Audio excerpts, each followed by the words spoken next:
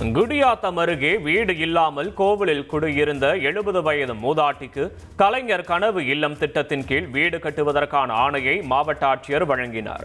வேலூர் மாவட்டம் குடியாத்தம் அருகே உள்ள தனியார் மண்டபத்தில் 538 பயனாளிகளுக்கு கலைஞர் கனவு இல்லம் திட்டத்தின் கீழ் வீடு கட்டுவதற்கான ஆணை வழங்கும் நிகழ்ச்சி நடைபெற்றது. இதில் மாவட்ட ஆட்சியர் பங்கேற்று பயனாளிகளுக்கு வீடு கட்டுவதற்கான ஆணைகளை வழங்கினார். இந்நிகழ்வில் குடியாத்தம் ஒன்றியத்தைச் சேர்ந்த கண்ணம்மாள் என்ற 70 வயது மூதாட்டி வீடு இல்லாமல் கோவிலில் வசித்து வந்துள்ளார். அவருக்கு கலைஞர் கனவு இல்ல திட்டத்தின் கீழ் வீடு கட்டுவதற்கான ஆணையை ஆட்சியர் வழங்கினார். இதனை பெற்ற மூதாட்டி கண்ணம்மாள் மகிழ்ச்சியுடன் சென்றார்.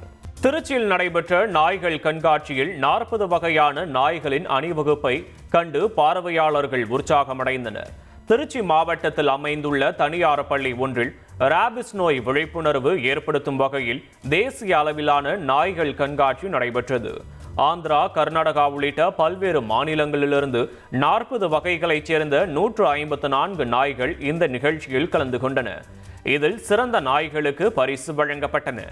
உங்கள் தந்திவன் தொலைக்காட்சியில் கணபதியே வருவாய் தினமும் காலை 7 மணிக்கு காண தவறாதீர்கள்.